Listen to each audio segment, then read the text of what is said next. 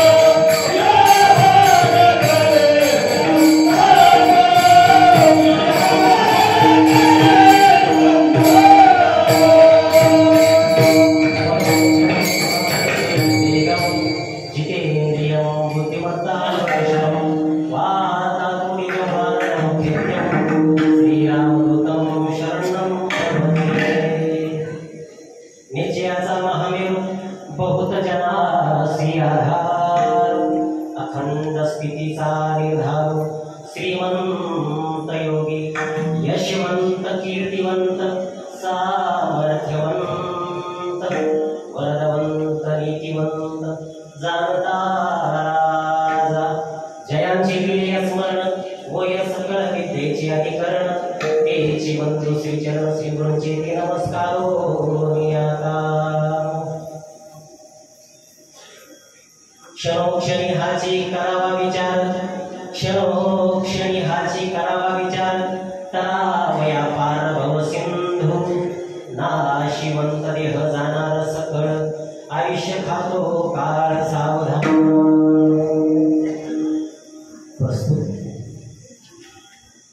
प्रसंगी प्राप्तस्थळी कीर्तनरूपी सेवेकरता निवडलेला भंग अखिल हिंदुस्थानाचा आराध्य दैवत पुण्यश्लोक छत्रपती शिवाजी महाराज यांची गुरु तिहू निवासी असलेले अक्षय तरुगात्र महासत्प्राप्त परम पवित्र आणि वाल्मपुत्र जगद्गुरु तुकोबराय यांचा अखिल विश्वाला चंद्रभागा मातेप्रमाणे पतित पावन करणाऱ्या त्यांच्या अभंग संहितेमधील 1390 क्रमांकाचा अभंग आजच्या या कीर्तनरूपी सेवेकरता निवडलेला आहे.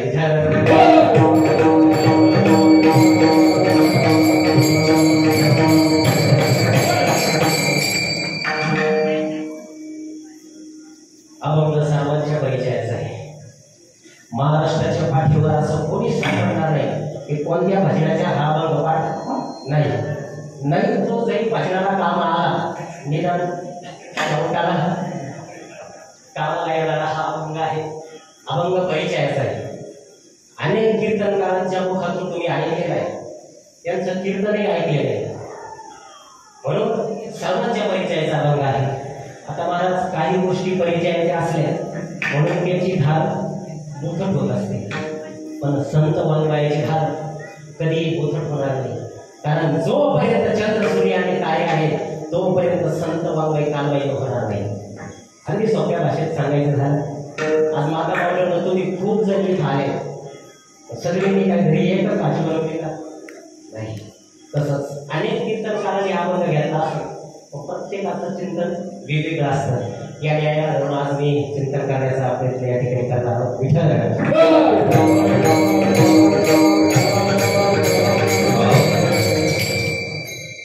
अभंग जगद्गुरु तुकोबराय यांचा आहे आणि कारणही आपण सर्वजण या ठिकाणी जाणता आहात की कोणत्या कारणाच्या निमित्तानं आज या ठिकाणी ही प्रवचनरूपी आपली कीर्तनरूपी सेवा या ठिकाणी आहे. आपल्याच गावामध्ये असणारे कैलासवासी बाळासाहेब लक्ष्मण सांगळे यांचा आज प्रथम पुण्यस्मरणाचा या ठिकाणी कार्यक्रम आहे आणि त्यानिमित्तानं असणारी ही कीर्तनरूपी सेवा त्यांची असणारे सुपुत्र आमचे दत्तात्रय सांगळे साहेब यांचा फोन आला की महाराज आपल्याला कीर्तन या ठिकाणी करावं लागेल. पण आदल्या दिवशी बराच पावसाने तांडव घातला, सकाळी परत फोन आला महाराज प्रवचनच करू. म्हटलं आपला जसा 5 तासा प्रवास आपण कोणत्याही गाडीत बसायला तयार आहे. परत त्या 10 मिनिटांनी फोन आला की महाराज कीर्तनच करायचे. म्हटलं इट्स ओके, काही हरकत नाही.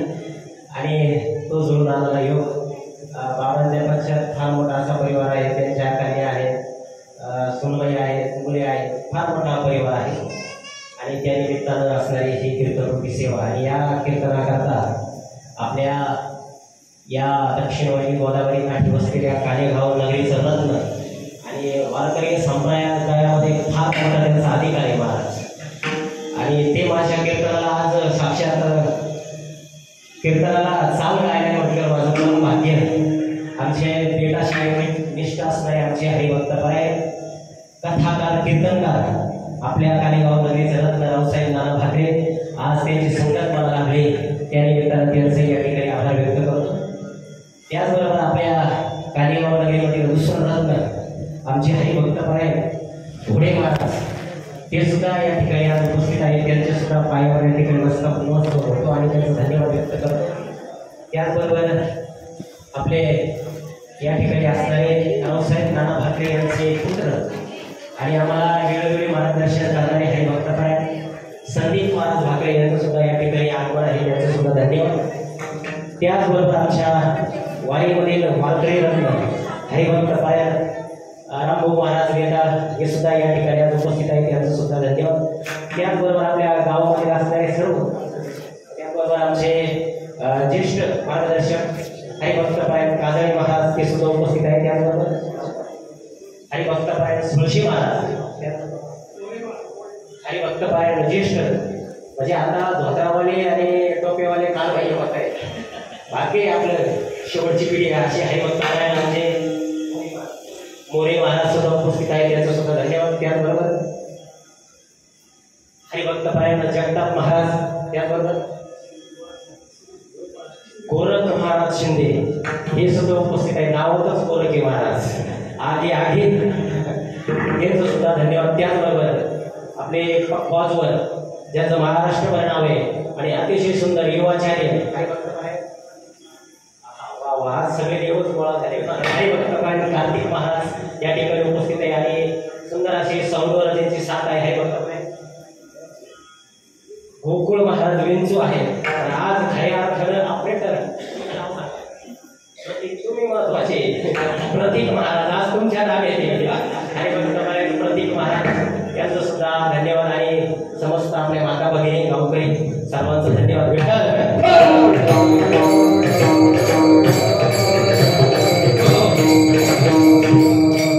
आपण अगदी साधा सरळ आहे आता वाजले 11:10 कीर्तनाच्या जवळजवळ 15 दिवस आधीच मला वाटलं ती कंपनीत येणार साहेब लोक आहे बरोबर 12 सोडला आता वेळ फार थोडा आहे आपल्याकडे नसते काय बरोबर टाकायला तरी आपण टाकू असलेल्या नियोजित वेळेमध्ये आपल्याला सेवा पूर्ण करायची अभंग अगदी गोड आहे महाराज साधू संतांचे शब्द म्हणजे एका एका शब्दावर चिंतन करायला झालं तर 4 कीर्तन होते महाराज काय गोड शब्द आहे क्षणोक्षणी हाची करावा विचार तरावया पार भवसिंधू जगद्गुरु तुकोबाराय सांगताय क्षणोक्षणी हाची करावा विचार क्षणाक्षणाला तुम्ही काय करा विचार करा कशा करता तरावया पार भवसिंधू हो संसार रूपी भवसागर तरुण जाण्याकरता तुम्ही क्षणाक्षणाला विचार करा बरं का विचार करा नाशिवंत देह जाणार सकळ आयुष्य खातो काळ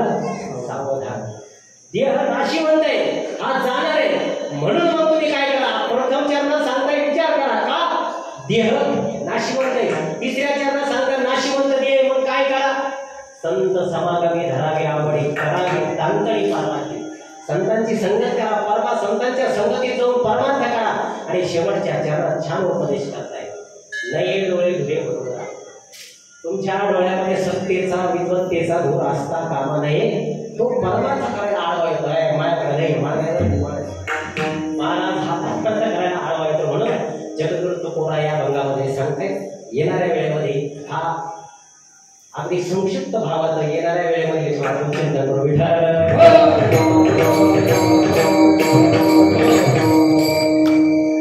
जगद्गुरु तुकोबा क्षणोक्षणी हाची करावा विचार तरावया पार भवसिंधू क्षणाक्षणाला विचार करा म्हणताय कशा करता तरावया पार भवसिंधू पण भवसागर तरुण जायचंय आपल्याला संसार करणं म्हणजे हा संसार करणं म्हणजे सोपं आहे हा भवसागर आहे एखादी नदी आपल्याला तरुण जायचं असेल तर आपण एखाद्या नावेमध्ये बसतो एखाद्या घोडेमध्ये बसतो आणि पलीकडे जातो पण संसार रूपी भवसागरामध्ये तुम्हाला तरुण जाण्याकरता काय काय गरजेचं आहे तुम्हाला या संसार रूपी भवसागरातून तरुण जाण्याकरता नाव गरजेचे नाही नावडी गरजेचं नाही विचार गरजेचा आहे तुम्हाला या भवसागरातून तरुण जाण्याकरता काय करावं लागेल विचार करावा लागेल जगद्गुरु तुकोबा सांगतायत तुम्हाला या भवसागरातून तरुण जाण्याकरता काय करायचं आहे विचार करायचं माऊली सुद्धा म्हणतायत या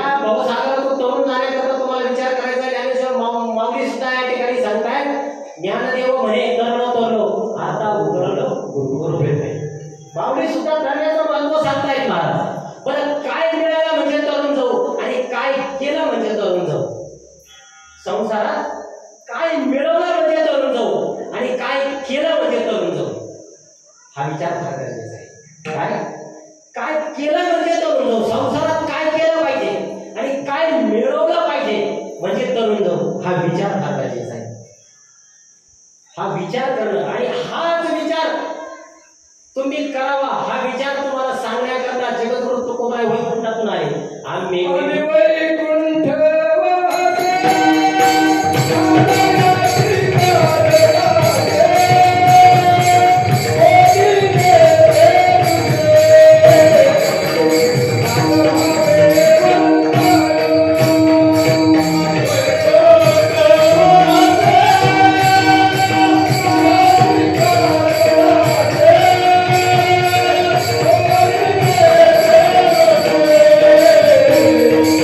Hallelujah.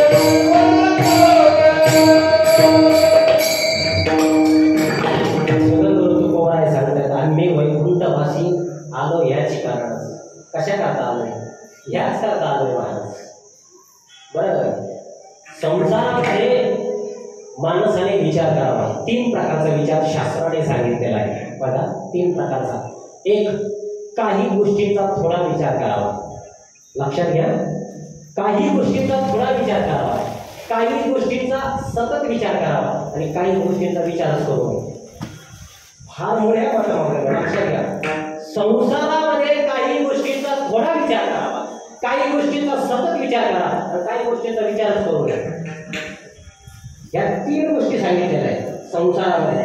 नाहीतर आपण एकच लावून धरले, काही गोष्टींचा सतत विचार करावा. घालीन लोटांना मंदिराच्या मांडवती ना. म्हणून काही गोष्टींचा थोडा विचार केला पाहिजे. म्हणून भांडण काय होतात, काही गोष्टींचा सतत विचार केला पाहिजे, काही गोष्टींचा विचार, काही गोष्टी सोडून द्यावा लागतात.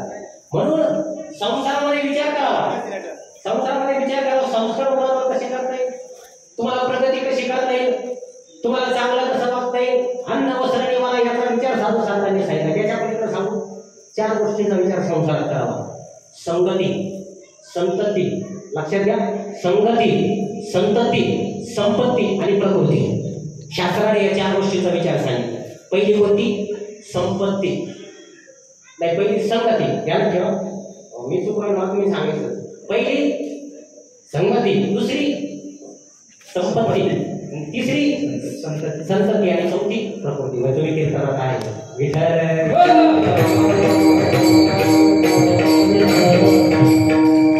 पहिली गोष्ट संगती. 4 गोष्टी सांगितल्या. संगत कुणाची करावी? शास्त्राने संगती सांगितलेल्या आहेत. पोथी पुराणांमध्ये सुद्धा उदाहरण आहे. संगत कुणाची करावी? चांगल्याची संगत करावी. रंग काहीचा संगत. तुम्ही जर चांगल्याची संगत केली तर तुमची प्रगती झाल्याशिवाय राहणार नाही. तुम्ही वाईटाची जर संगत केली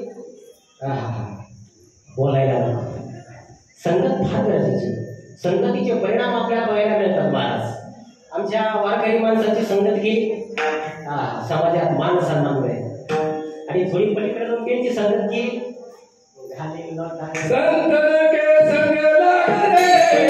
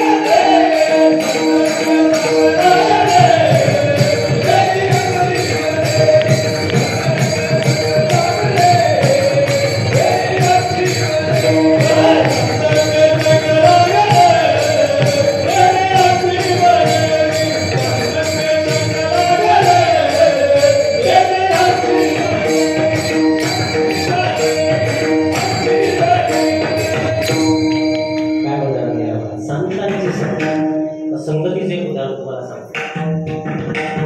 कुरुक्षेत्रावरती युद्ध चाललंय कौरव पांडवांचं. संगतवर बोलतोय आपण. कौरव पांडवांचं कुरुक्षेत्रावरती युद्ध चाललंय. 2 युद्ध आहे त्याच्यामध्ये. अनेक प्रकारचे युद्ध होते. 2 युद्ध, एक कर्ण आणि एक अर्जुन.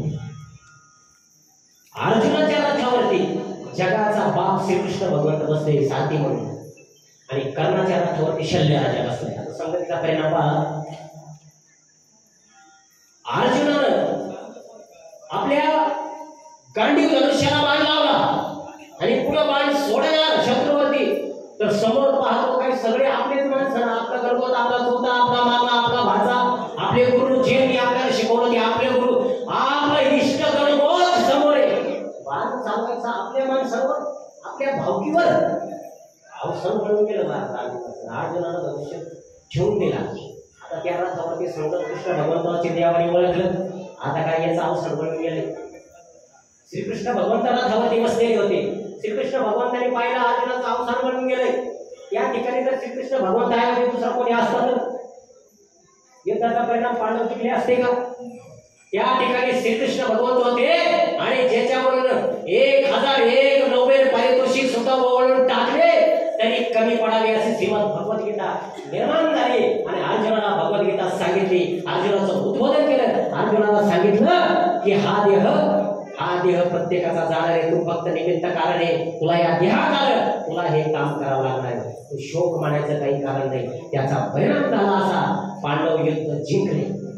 संगत या ठिकाणी दुसरं कोणी असतं तर परिणाम उलटे झाले असते. आणि त्या युद्धामध्ये कर्ण होता महाराज. कर्ण काय कमी नव्हता. कर्ण म्हणजे जबरदस्त.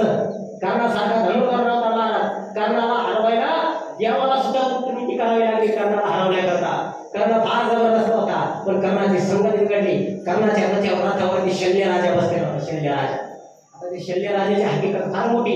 तो कसा आला, काय आला, युद्ध ठरल्यानंतर कोण कोणाकडे जाणार, कोण कोणाच्या पार्टीत जाणार हे ठरलं. आता शल्यराजा हा पांडवांचा मामा म्हणजे मालिकचा भाऊ. आता मामा कोणाच्या पार्टीत राहणार, बाच्याच्याच. पण उलटी गडबड झाली ना, वाटेमध्ये येताना घेताना आजच्या रात्री ग्रामपंचायत निवडणूक असेल तर शेवटचा मास्टर स्ट्रोक राहतो ना, तो स्ट्रोक हाणला घेतला नाही त्या पार्टीत वळून. आता ज्याच्या नावावर फार्मा वाढला, ज्याच्या जीवावर फार्मा काढला, मामा गेला दुसऱ्या पार्टीत. पण शल्यराजाने पांडवांना सांगितलं तुम्ही घाबरू नका म्हणे. आता मी जरी त्या पार्टीत गेलो पण मी एक वचन तुम्हाला देतो म्हणे, मी कर्णाचा सारखी होईल आणि कर्णाचं खच्चीकरण करतो. पहा खच्चीकरण आज सुद्धा आपल्या बरोबर महाराज बायाचे खच्चीकरण करत नाही. हा आपल्या बरोबर राहणारेच खच्चीकरण करतात. सारे घोटाळे होतात. ते आपले तंगडे वाटले शहरातले, लांबचे नाही, घरातलेच. हा लंकात तो रथावर बसेल होता. तो बसल्या बसल्या रथ काढला येईल. तुझं काय खरंय, तू कोणाचा पुत्र आहे मला माहिती आहे. तुझ्या बरोबर तुझी विद्या वारंवार कटकट कटकट कटकट तो वय टाकून गेला महाराज. आपण नाही का तुम्ही किती करतो कोण असा, पण घरातून दाराच्या बाहेर निघते त्या बाहेर जर कटकट लागली ना, बरोबर तुम्ही चांगलं करायला उलटच करून घ्या महाराज. तिने इतकं खच्चीकरण केलं त्याचा परिणाम झाला असा. कौरव युद्धात हारले, कर्ण युद्धात हारला. संगत फार गरजेची महाराज. चांगल्याच्या संगतीला प्रगती होईल. सोपं उदाहरण सांगतो, मी नेहमी सांगत असतो एक उदाहरण. नाना बिस्किटची पाण्याची बाटली साध्या टपरीवर घ्या. साध्या टपरीवर तुम्हाला 10 रुपयाला मिळेल. थोड्या चांगल्या उतर महाराज चांगल्या रेस्टॉरंटमध्ये गार करून फ्रीजमध्ये गार होणार बाटली 15 रुपयाला मिळेल. आणि तीच पाण्याची बाटली जर तुम्ही 5 स्टार हॉटेलमध्ये घेतली तुम्हाला 50 रुपयाला मिळेल. का बरं किंमत वाढली? जागा बदलली की किंमत वाढली. तुम्ही कुणाबरोबर राहतात, कुणाच्या संगतीत राहतात याची किंमत असते लक्षात घ्या. म्हणून भिकार छोट्या माणसांबरोबर राहायचं नाही महाराज, चांगल्या माणसांबरोबर राहायचं. अरे महाराज अहो परमार्थ काय खरंय, मला हाती टिकल का, परमार्थ घरी का नाही, मला जेवण का नाही ते. पण नाही महाराज सत्याच्या पंक्ती उडवणारे आपल्यामध्ये आज त्या दिवशी. आणि एखादा जर आला आपल्या पार्टीत तर गावात एक तर भजनी चोरलेली चार पार्ट्या करीतो आणि टाळाच्या द्वारे घरी बैलाची यश निला. अशी परिस्थिती. म्हणून संगत चांगली असेल. दुसरं संगतीनंतर संतती. संतती किती असेल. आता पूर्वीच्या काळी होतं महाराज खूप संतती, पण आता सरकारला नियम आणला हम तो हमारे दो. आता हम एक हमारा एक, हम दोन हमारे एक. म्हणून संतती किती असेल आणि त्यांना पालन पोषण करता तुमची संपत्ती किती असेल. तिसरी संपत्ती किती. काही महाराज इतकी संपत्ती कमी द्या, इतकी संपत्ती लोकांना चहा सुद्धा पाहिजे नाही. इतकी प्रॉपर्टी महाराज तू जाईल पण समाजाला चहा सुद्धा कोणाला पाहिजे नाही. सातवा राहिला कधी वर्गणी नाही, कधी दान धर्म करणार नाही, कधी पंक्ती करणार नाही. मग शेवटच्या टायमाला होतो बीपी अटॅक मुळ्यात नाही महाराज. म्हणून संपत्ती किती कमवा. काय नुसतं आयुष्यभर संपत्ती कमवायची बंगला बांधला 10 लाखाचा 20 लाखाचा आपला मोठा मेजिन्या खाली. त्याला घराला नाव देतात आपले पोर, दादाची पुण्याई, नानाची पुण्याई. आहा 10 लाखाचा 20 लाखाचा बंगला त्याला नाव दादाची पुण्याई, नानाची पुण्याई. ज्याची पुण्याई तो कांद्याच्या चाळीत बाजीवर पकडत पडला महाराज. नानाची पुण्याई, दादाची पुण्याई. म्हणून संपत्ती किती असावी. हे समृद्धी गेल्यावर काही आपल्याला काय भावनांची गरज नाही, अजिबात नाही महाराज. राहायला वाडी, घरकामाला घरी, बसायला गाडी, संध्याकाळी वर्ग घेतो थोडी काय उपयोग नाही महाराज. जमीन इकली बापाची गाडी घेतली आपाची, तिच्यावर बसवले लोकांचे म्हणतो काय कापे कोणाच्या बापाचे. वर जमीन इकडे घ्यायचे ना काही नाही. म्हणून संपत्ती किती असतात. त्यानंतर प्रकृती जोडोनी आदर उत्तम व्यवहार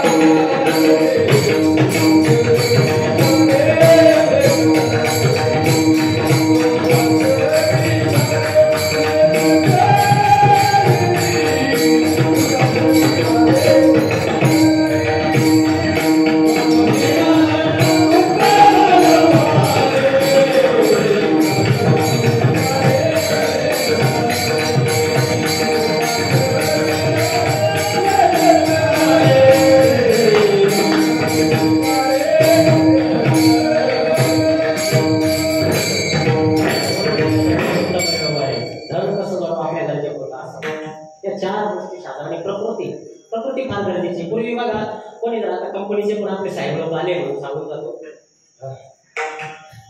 पूर्वी आपण रिटायरमेंट झालं, आयुष्यभर काबड कष्ट करायचं, सुट्ट्या काय मिळत नव्हता.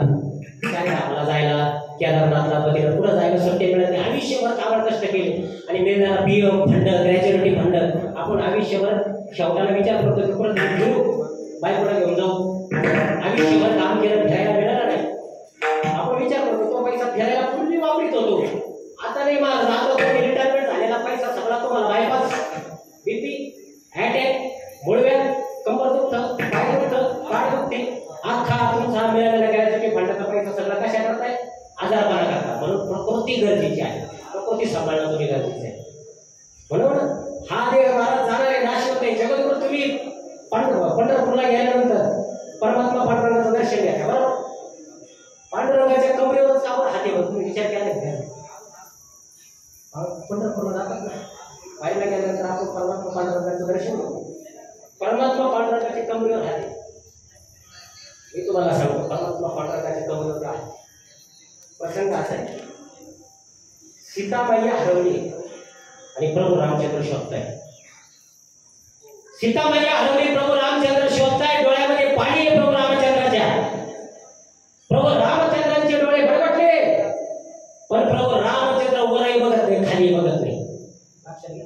प्रभू रामचंद्र सीतामैया त्या रावणाला पळून गेले. प्रभू रामचंद्र रडताय पत्नी योगानं, पण प्रभू रामचंद्राच्या डोळ्यामध्ये पाणी आहे. प्रभू रामचंद्र वरही बघत नाही, खाली बघत नाही. कारण का, वर बाबा सूर्यदेवता ज्याच्या वंशात जन्माला तो म्हणून अरे माझे वंशात रडकपूर्ण जन्माला. आणि खाली बघा तो पृथ्वी माता सीता मातेची आई सासूबाई आहे. सासूबाई म्हणून बाई बाई बाई धनुष्य तोडला का वापर तमकारा वाटला, पण रडतात जावे मिळाला. म्हणून खाली बघत नाही. या न्यायाला धरून आमच्या परमात्मा पांडुरंगाच्या कटीवरती हात एक कशा करता. येणाऱ्या भक्ताला आमचा परमात्मा पांडुरंग सांगतो, तू माझ्या दर्शनाला आलास ना, तुला सागराचं पाणी किती आहे, कंबरभर. कटी ठेवून जे हात तुमच्या सागर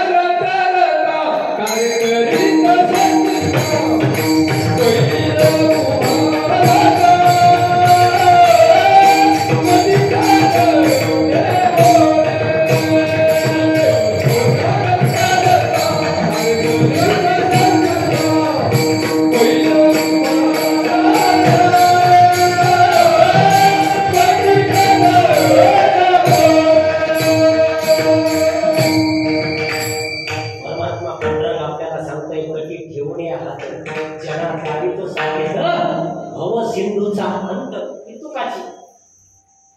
कंबरवर हात ठेवून सांगतोय, तुम्ही माझ्या दर्शनाला आलात तर तुम्हाला संसार रुपये भाऊसागर किती राहिलाय आता, फक्त कंबरवर आहे. मग काय करा, जावई बरोबर वाटा, सासूला भाकरी वाचून मारा, नाही ना मारा. भगवंताचं नामस्मरण करा. घरात असणारे सासू सासऱ्यांना घेऊन जावा. गिरी आनंदी पैसेची राहावी चित्ती असू द्यावी समाधान, पण आपण राहत नाही मारा. कंबर भरे आपल्याला. म्हणून हा तुम्ही विचार करा. तुम्हाला चला आता रामायण घेऊन जातो. सीतामाईला विचारावर आपण बोलतोय, विचारावर आपण चिंतन करतोय. मारीची मामा सोनीने हरण होऊन आले आणि मारीची मामा सोनीने हरण होऊन आल्यानंतर सीतामाईला हरणाला बघितलं आणि त्या सोनेरी हरणाला सीतामाईने पाहिल्यानंतर सीतामाईला त्या सोनेरी हरणाच्या कातडीचा ब्लाऊज शिवून काढण्याचा मोह झाला. आमच्या माता बघितलं काय काय होईल, काय त्या मागची भरोसा नाही. सीताबाईला प्रभू रामचंद्राला म्हणाली, नाथा मला ब्लाऊज शिवून घालण्याचा मोह झालाय, मला घालायचंय. नाना बायकोच्या ऑर्डर म्हटल्यावर ऑब्जेक्शन नाही मला. 35 वर 65 वर गेले या बायकोच्या ऑर्डर म्हटल्यावर नाही ना झाला प्रभू रामचंद्रांचा.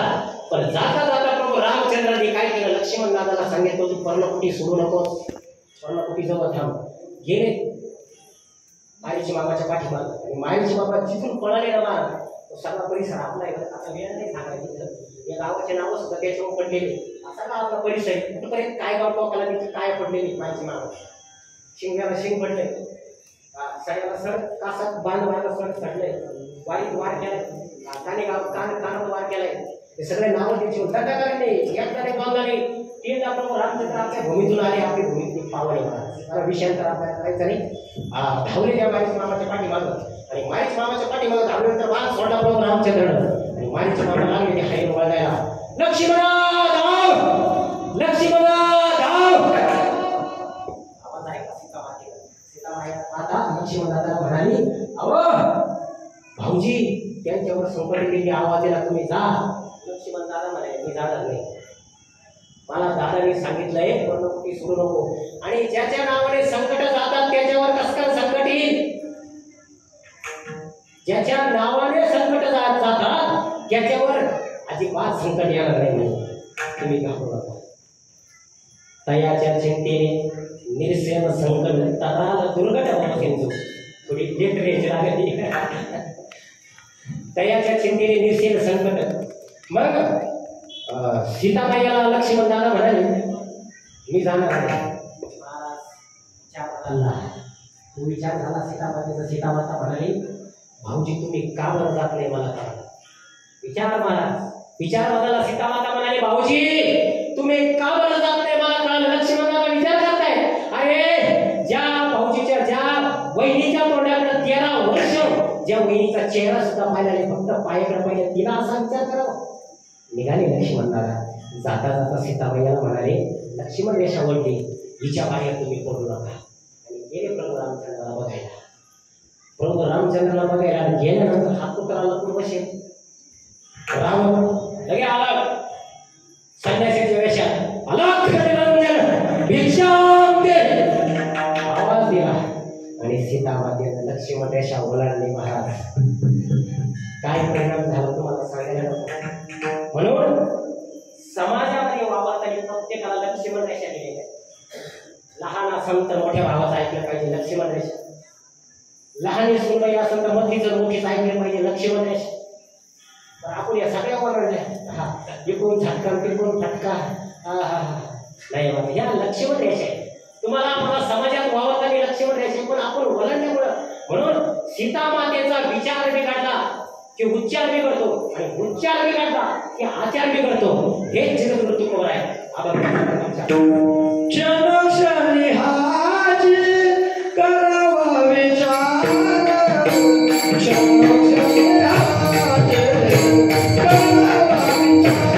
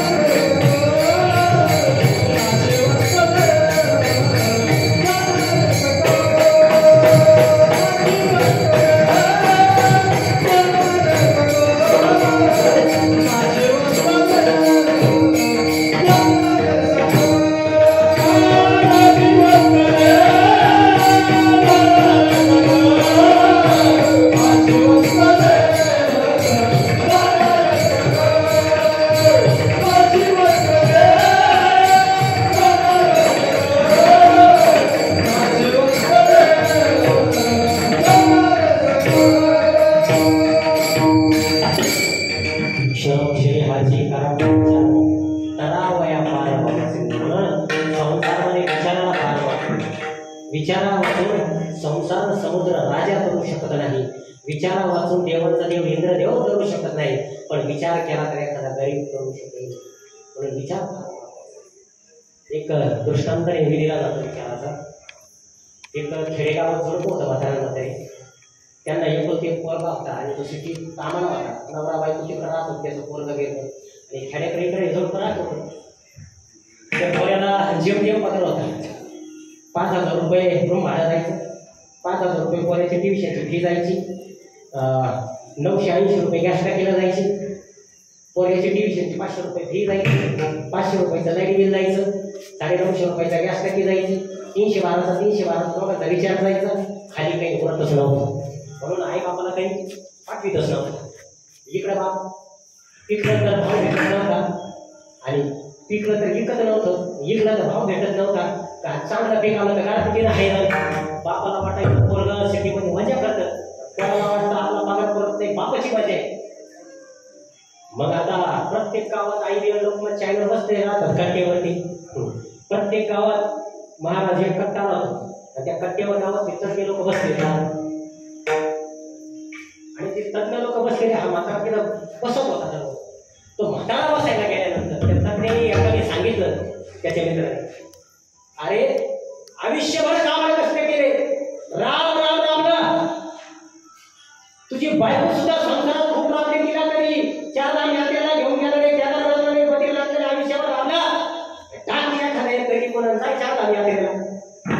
मित्राचा विचार मित्राचा टाक द्या खाणे कर निघून जाय फिरायला.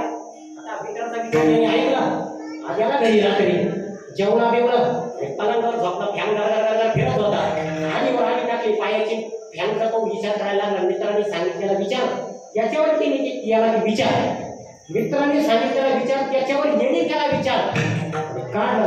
एक भावाला सांगितलं काय. आता या म्हाताऱ्याची पोराचे मित्र गावामध्ये होते, त्या पोराच्या मित्राने केला याला व्हॉट्सअप कॉल, त्याला सांगितलं तुझ्या बापाला 1 एकर जमीन विकायला काढली. आता त्या बापाने आयुष्यभर कष्ट केले तरी पेपरात फोटो आला नाही, गावात कोणी नागरिक सत्कार केला नाही, पण पोऱ्यानं तिकडून सिटीमधून फोटोसह पेपरला बातमी देऊन टाकली बापाची, आमचे वडील अमुक अमुक तमुक तमुक यांचं वय झाल्यामुळं हे वेळे झालेले आहेत, यांच्याशी कोणीही कुठल्याही प्रकारचा व्यवहार करू नये. आता बघा नवरात्राचा प्रसाद पोऱ्यानं बातमी देऊन टाकली, बाप येणे झालेले आहे. सांगा हा विचार काय कामाचा. मित्राचा विचार केला जमिनी घ्यायचं म्हणून विचारा वाचून नकोवीचे समाधान, विचार करिता वाया जाई किती म्हणून हा विचार काही कामाचा नाही. मग काय कसला विचार आधी नाशिकमध्ये आधी झालाय मला, मग काय विचार करावा. या देहामध्ये आल्यानंतर भगवंताचं नामस्मरण करा. नामस्मरणाशिवाय कलियुगामध्ये पर्याय नाही. भगवंताचं नामस्मरण आपण केलं पाहिजे. कारण का महाराज जगद्गुरु तुकोबाराय सांगतात, काळ टपून बसलाय आपल्या शरीराचं आयुष्य खाण्याकरता. आता घरात गुंडर जर झाले असेल गुंडर आणि घरात जर मांजर असेल, तुम्ही नीट बाहेर गेला ऑब्झर्वेशन शेतात त्या उंदराला खायला मांजर कशी अशी साबण टपून बसती, कोपऱ्यात अशी पाय घालून दाबा धरून बसती उंदराला पकडायला, तसा काळ सुद्धा दाबा धरून बसलाय महाराज आपल्याला पकडायला. केव्हा आपल्यावर अटॅक करेल सांगता येत नाही. माझ्या शरीराचा नाश होणारच आहे. 3 प्रकारचा नाश शास्त्रामध्ये सांगितलेला आहे. एक स्वतोनाश, दुसरा आश्रय नाश आणि तिसरा परत नाश. स्वतोनाश म्हणजे शरीर आपोआप 4च्या जागी नष्ट होणे, आंबे फळं आपोआप सडून जातात ना. दुसरा नाश आश्रय नाश, एखाद्या विमानात तुम्ही बसला आणि विमान क्रॅश झालं आणि विमान क्रॅश झाल्यानंतर विमानाच्या आधाराने जे माणसं बसले ते त्याच्यात मरून गेले, त्याला म्हणतात आश्रय नाश. आणि परत नाश तिसरा, बांधावर भावबंधाचे भावाभावाचे भांडण आले, लहान झाला रगड होता, त्याने काढला पावड्याचा दांडा टाकला मोठ्या भावाच्या डोक्यात टाकल्यानंतर तो मेला आणि तो मेल्यानंतर त्याला म्हणतात परत नाश. एखाद्या दुसऱ्या शत्रूने आपल्या शरीरावर वार करणे त्याला म्हणतात परत नाश. हे 3 प्रकारचे नाश शास्त्रामध्ये सांगितले. पण महाराज हे शरीर इतकं नाशिवंत आहे. जगद्गुरु तुकोबाराय सांगतात, हे एखाद्या गटारात तुम्ही जर किळी टाकली ना महाराज, एखाद्या गटारात 4 दिवस चांगले गटारात किळी, पण या नाका खालच्या गटारात तुम्ही काही टाकलं सकाळी म्हणून सांगा कोण नाशिवंत. रस्त्याने जाताना एक मनुष्य रस्त्याने जात होता आणि रस्त्याने जरा घाण होती, सकाळी मी तिला जातो ना कुठली घाण आणि तिने लावलं नाकला रुमाल घाण वास यायला लागला म्हणून. पण त्याच्याकडे कोणती विष्ठा हसायला लागले. अरे येडे, काल परवा लाडू होते, जिलेबी होते, पनीर होते. काल परवा लाडू जिलेबी पनीर होते, तू मुटकू मला खाल्लंस आणि तुझ्यासारख्या माणसाने माझा अंगीकार केला मला म्हणून मला ही अवस्था प्राप्त झाली. मग सांगा कोण नाचते? मला ते शरीर नाचते, हे शरीर जाणार आहे. मग हे शरीर जर तुमचं आमचं नाचते, हे शरीर जाणार. तुम्हाला सांगू, गरुड पुराणामध्ये सगळ्या प्रकारचे विधी आलेले आहेत. मेल्यानंतर 24 तासाच्या आत तुम्ही मेल्यानंतर, आता वर्ष श्राद्ध आहे, तुम्हाला स्पीडमध्ये सांगतो, आता वेळ नाही आपल्याकडे, आपल्याला कंपनीच्या कामगार वर्ग आपले साहेब वर्ग जाणार, त्याच्यात थोडंसं सोडायचं आहे. भरपूर विधी वर्ष श्राद्धापर्यंतचा प्रवास सुद्धा सांगितलेला आहे. तर मनुष्य मेल्यानंतर माणसाचा जन्म सुद्धा कसा आहे, फार म्हणजे केला का माणसाचा जन्मापासून एक तर 84 लक्ष येण्यानंतर हा जन्म काय लगेच नाही.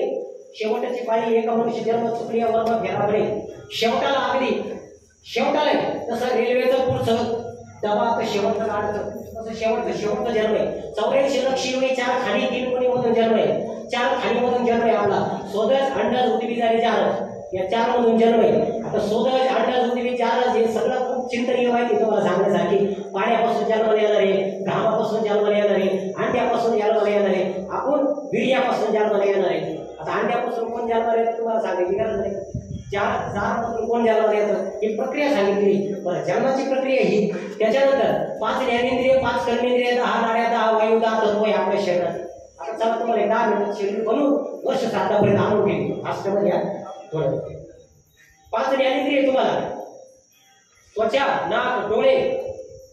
त्वचा, नाक, डोळे, वाणी. त्याच्यानंतर 5 कर्मेंद्रिय: वाणी, हात, पाय, गुप्ता, लिंग. 5 ज्ञानेंद्रिय, 5 कर्मेंद्रिय, 10 नाडे आहे शरीरात. तसं एखादा 5 एकर वावर असेल, हे टोक ते टोक आपण सायकल करीतो, याला फाटी जोडतो चालाचा वावर असेल, तसं भगवंतानं हे तुम्हाला तुमच्या शरीराला अगदी भारी सायकल करून ठेवलेली आवड आहे. काय मस्त आहे महाराज. हे टोक ते टोक नाकापर्यंत सायकल केलंय. कशाचं सायकल ऐका, संक्षिप्त माहिती बघा. हिडा, पिंगळा, सुषमना, गांधारी, गजजीवा, हस्तीजीवा, कुंभिनी, शंगिनी, यशस्वी या सगळ्या 10 नाड्याचं सायकल तुमचं करून ठेवलंय. त्या नाड्याबरोबर याला काही शटडाऊन नाही, फ्यूज चालू नको, लिंक चालू नको, याला शटडाऊन बिटडाऊन संदीप महाराज काहीच नाही. ते त्याचं काम बरोबर करीत रक्त पुरवठा करण्याचं. बरं, 10 वायू तुमच्या शरीरामध्ये: प्राण, अपान, व्यान, उदान, समान, नाग, कुर्म, कुकल, देवदत्त, धनंजय. हे 10 वायू काही नाही बरं का. आता या 10 वायूचं लय भारी कार्य. प्राण नावाचा वायू तुमच्या हृदयामध्ये आमच्या कॉलेजला जाणारे पोरं म्हणतात ना, आपल्या हृदयात तिच्याशिवाय कोणी नाही. आमचे वारकरी माणसं म्हणतात आमच्या हृदयामध्ये कोण आहे? भगवंत आहे, परमात्मा, पांडुरंग आहे. नाही याच्यानं 3 आहे तुमच्या हृदयामध्ये. प्राण नावाचा वायू इथं. कोणता वायू लक्षात घ्या.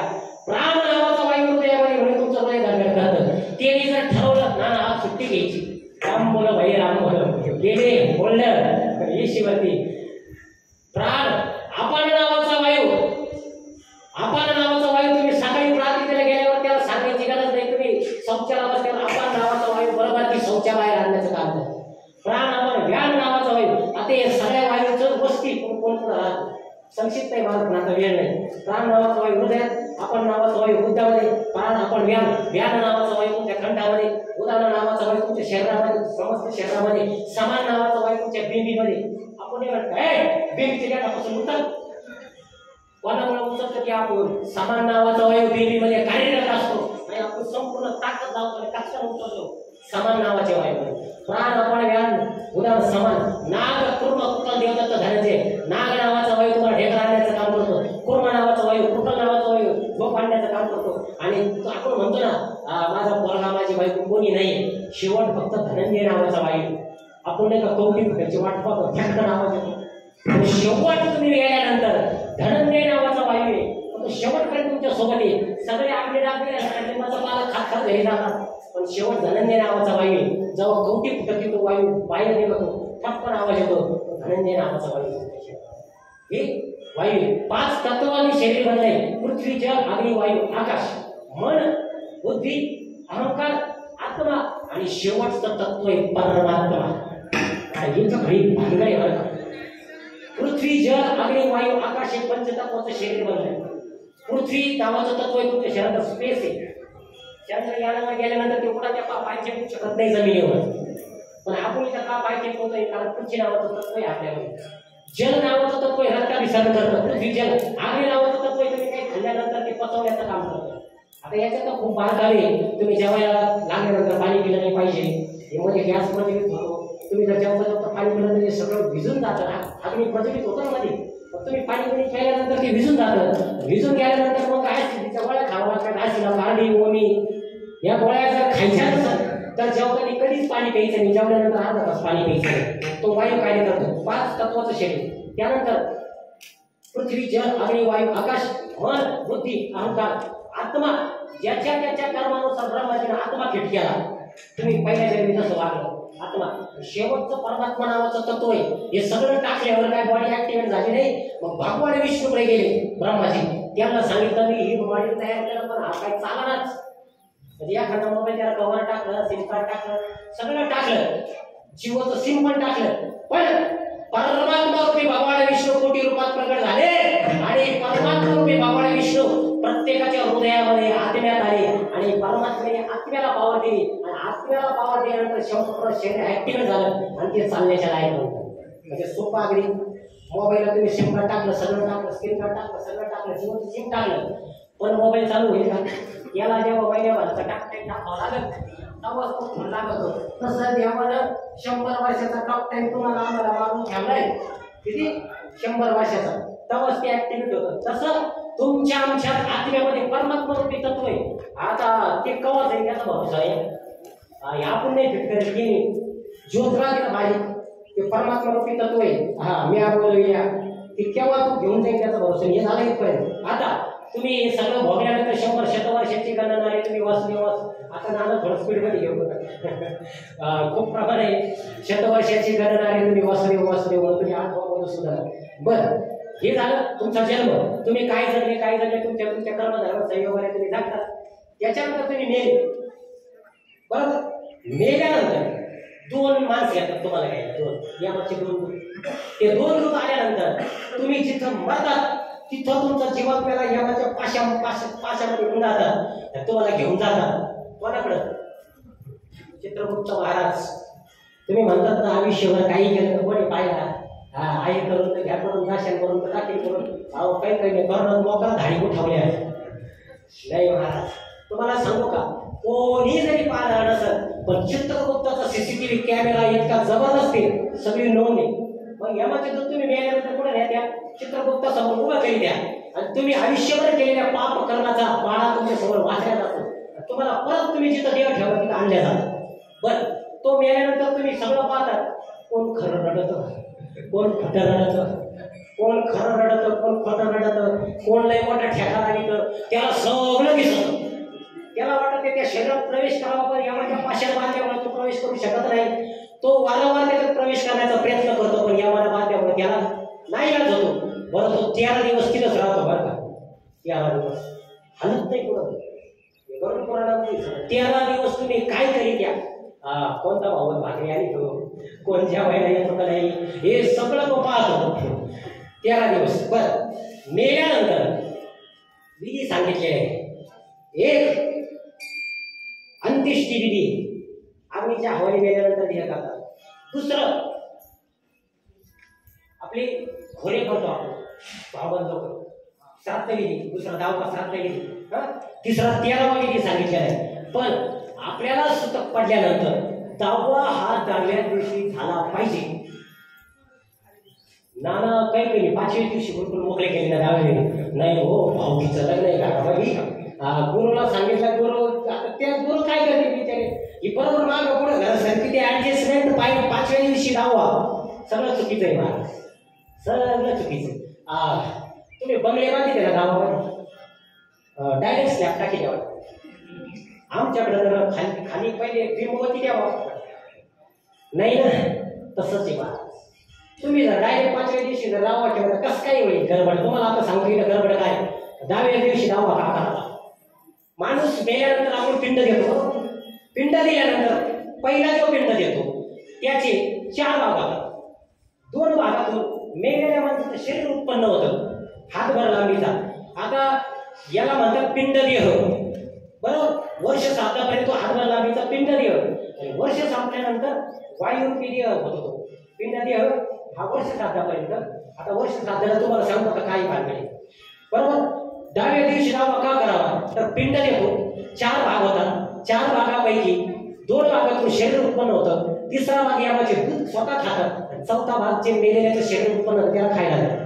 बरं, 10 दिवस आपण 10 पिंड देतो, बरोबर. 10 पिंड दिल्यानंतर पहिल्या दिवसाच्या पिंडातून मेलेल्या माणसाचं मस्तक तयार होतं ना. पहिल्या दिवशीच्या माता भगिनींनो ऐका, फार माहिती तुम्ही 5व्या दिवशी उरकलेली पाहिजे जावी. पहिल्या दिवसाचे पिंड आपण दिल्यानंतर काही जण तुम्ही पिंड देते त्याला पोहोचतो का? एका मिनिटात अमेरिकेला फोन लागत होता ना. एका मिनिटात व्हिडिओ कॉल केल्यावर अमेरिकेच्या नातवाला पाहत येतं आपल्याला. एका मिनिटात अमेरिकेच्या नातवाला पाहत येतं. हजारो वर्षापूर्वी रामायणामध्ये संजयने व्हिडिओ कॉल केला होता कुरुक्षेत्रावर, आणि घाटाला सगळं सांगितलं होतं. व्हिडिओ कॉल तेव्हापासूनच महाराज आमचे ग्रंथ आमची संपदा तोडणे. म्हणून लक्षात घ्या, पहिल्या दिवसाच्या पिंडातून मस्तक तयार होतं. 2ऱ्या दिवसाच्या पिंडातून मान तयार होते.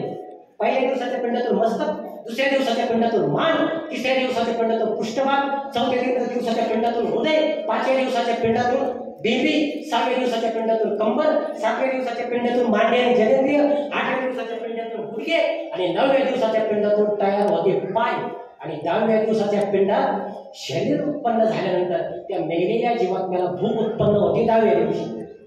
म्हणून नाही आपण म्हणत महाराज कावळा जर शिवत नसला तर आपण म्हणतो अरे तो जरा काय छपुडी खातो काय. म्हणजे तो 10व्या दिवशी मेलेला जीवात्मा आहार रूपात प्राप्त झालेला असतो, म्हणून त्याच्या आवडीचा पदार्थ या ठिकाणी ठेवावा लागतो. त्याशिवाय तो कावळा शिवत नाही. बरं, आता कावळा शिवण्याची पण प्रथा आहे. आता वेळ नाही जास्त, एखाद्या दिवशी जर आलं तर सांगायचं तर पुढची चरण आपल्याला सोडायची. कावळा शिवतो. बरं, नास्तिक दृष्टीला विचार करा. खायला ठेवले पिंड, खायला ठेवले ना. बरं, आता खायला ठेवलं कोणाला नकोय? कावर घाण येत नाही, चिमणी येत नाही, साळू येत नाही, बैल ससाला येत नाही, कावळाच कावर येतो.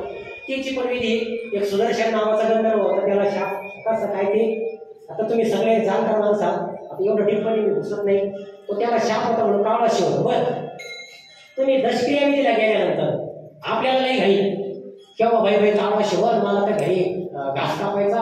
आमची माणसं होते कवा कावळा शिवण्याच्या पिंडाला, मला तर ड्युटीला जायचं, 4 वारा हे कवा कावळा शिवेल, मला तर जवळ पेंड्या आता किती सारायच्या. पण तुम्ही गावीला गेल्यानंतर ते ऑब्झर्वेशन करता का? काय पाहते गावी सुट्टा रुपये याला त्याला शेतात त्याला सुटता नाही ना. आता हे लोक करत नसतं. 10व्याला गेल्यानंतर ब्राह्मण देवता 3 पिंड करतात. 3, आणि ते 3 पिंडाला कोणत्या पिंडाला कावळा शिवलं तो कोणत्या गतीला जातो याचा भाकीत नारळ भरून पडण्यात आले. पण आम्हाला नाही काही कवा तिने घेईल. कावळ्याला कोणीच पाहत नाही, घरचे सुद्धा लक्ष येते. घरच्याला वाटत कावळा शिवला बरोबर, मी तर गावात नाव ठेवते सेवा केली नाही. 3 प्रकारचे पिंड, पूर्व, पश्चिम आणि दक्षिण. पूर्व, पश्चिम आणि दक्षिण या 3 पिंडापैकी कोणत्या पिंडाला कावळा शिवला याच्यावर त्याचं जन्माचं भाकीत आहे महाराज. पण आपण लक्ष घेत नाही. पूर्व बाजूच्या पिंडाला आता तुम्हाला सांगतो, पूर्व बाजूच्या पिंडाला जर कावळा शिवला पूर्व बाजूच्या पिंडाला तर त्याची सरली येण झाला सफल व्यापार. पूर्व बाजूच्या पिंडाला जर कावळा शिवला त्याची सरली म्हणजे त्याचा जन्म मरण संसार सागरातून तो मुक्त झाला. पश्चिम बाजूचा पिंड जर कावळ्याने शिवला, पश्चिम बाजू उत्तमाची गती तो एक पाळे उत्तम मोगीला जीवन उत्तम गतीला जातो. आणि दक्षिण बाजूचा जर पिंडाला जर कावळा शिवला तर कुठं जातो? यमाचा पाहुणा राणी. या असं भाकीत यमाचा पाहुणा होतो दक्षिण बाजूचा पिंड. म्हणून ते आपण लक्ष दिला पाहिजे कोणत्या पिंडाला कावळा शिवतो. आणि तो आपण 3 दाराचा विधी या सगळ्या विधी आणि टक्कल केली पाहिजे बरं का.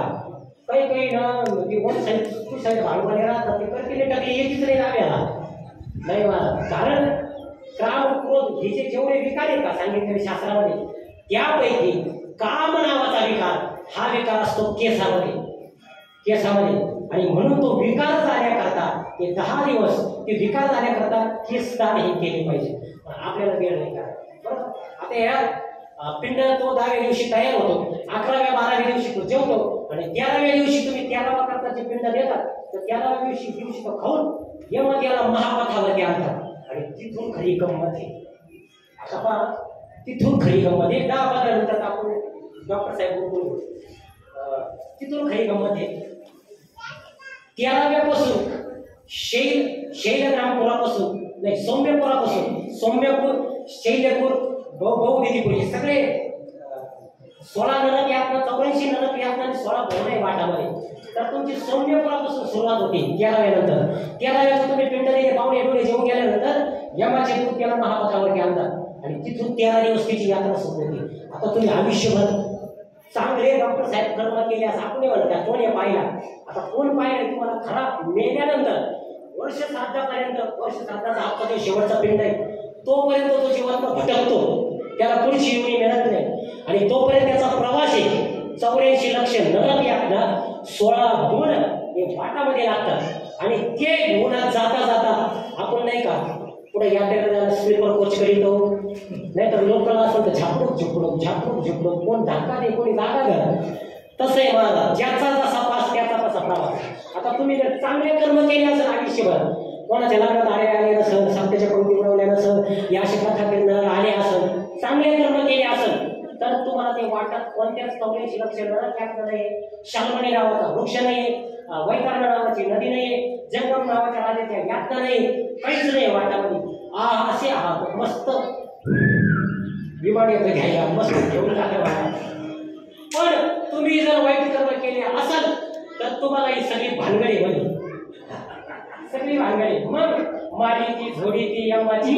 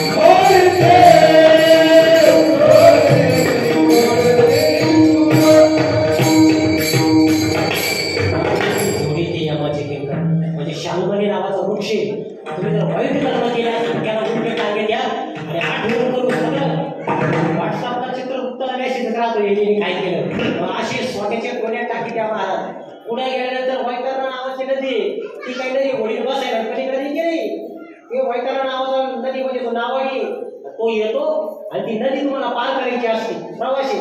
जसं आपण चार धाम यात्रेला गेल्यानंतर आपण नर्मदा परिक्रमाला गेल्यानंतर एक टप्पे चालतो, तसे टप्पे तुम्हाला.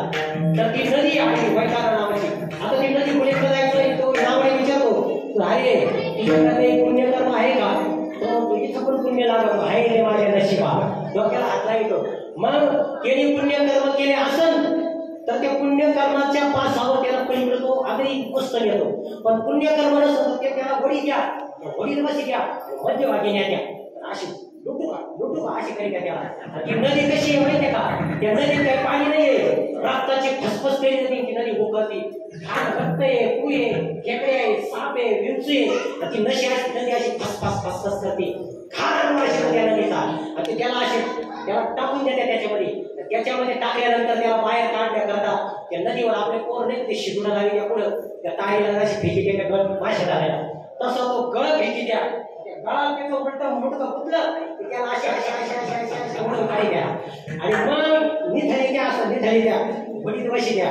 मग त्याला तो पार सरकुटून जातो. अशा खूप यात नाही, बर्फ प्रदेश आहे, आग्नेय प्रदेश आहे, खूप आहे. आता सांगायसारखं वेळ आपल्याला नाही, खूप याद नाही त्या पुढं. त्यामुळं आयुष्याला काय करावं, आपण चांगले कर्म करावे महाराज. कारण जगद्गुरु तुकोबराय चांगले कर्म करा का सांगतात आपण दुसऱ्याचं.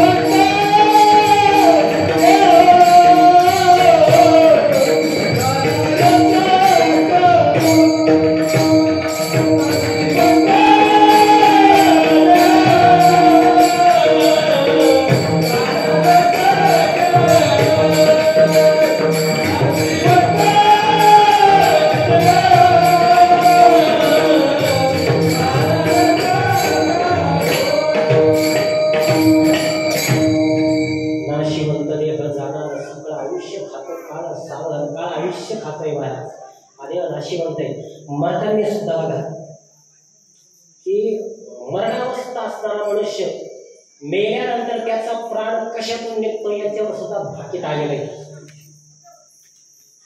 मरताना महाराज साधू असतो, संत असतो, महात्मा असतो, त्याचा मेल्यानंतर प्राण टाळूमधून निघत असतो. मरणाचे सुद्धा प्राण कुठल्या बाजूने जातो याच्यावर सुद्धा भाकीत आहे बरं. आणि चांगला माणूस, सत्कर्म केलेला माणूस मेल्यानंतर काही त्यांचे डोळे उघडे राहते, काहीचं तोंड उघडं राहतं. बाबा आपण सांगतो असं चांगले कर्म करणारा माणसाचे प्राण काहींचे डोळ्यातून जातात, काहींचे तोंडावाटे जातात. आणि वाईट कर्म केलेल्यांचे प्राण गुरुद्वारातून जातात, लिंगाद्वारे जातात.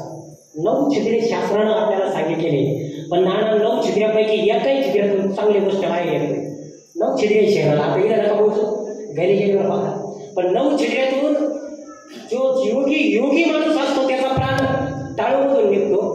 जे सत्कर्म चांगलं करणाऱ्या माणसाचे प्राण डोळ्यातून, नागपुरीतून किंवा तोंडातून मेल्यानंतर काहींचे डोळे उघडे राहतात, काहींचं तोंड उघडं राहतं. आणि ज्याने वाईट कर्म केले त्याचा प्राण गुरुद्वारातून निघतं, लिंगाद्वारे. काही मेल्यानंतर त्या जीवी करतात, कोणी संडास करतं, कोणी काय करतं, ते त्याच्यातून प्राण जातात. हे सगळ्या बारकावे सांगितलेले आहे याच्यामध्ये. गरुड पुराणामध्ये सगळ्या गोष्टी आल्या आहेत. म्हणून तुम्हाला हे सगळे वाईट कर्म टाळायचे असेल तर काय करा, जगद्गुरू तुकाराम सांगतात साधू संतांची तुम्हाला संगत करावी लागणार आहे, चांगल्या ठिकाणी जावं लागणार. आता किती वाजता 10 दिवस आपली कथा धन्यवाद भगवान नरसिंहाची सगळे आले असं एकदम झाडून बरोबर, सगळे आले असं, सगळे आले होते ना कथा ऐकली का? काय नाव होतं भक्त प्रल्हादाच्या आईचं? ऐकली ना कथा? क्या बात आहे. कया जो माता हिरण्यकश्यपानं काय मग तुम्ही नाव घ्या. मी मोठा प्रश्न विचारला, तुम्ही वाक्य करता सगळ्या भाग होतो कया जो माता. म्हणून या कथा कीर्तनामध्ये आलं पाहिजे, भगवंताचं नामस्मरण घेतलं पाहिजे, संतांच्या संगतीला गेलं पाहिजे. हेच जगद्गुरू तुकाराम अभंगाच्या तृतीयेच्या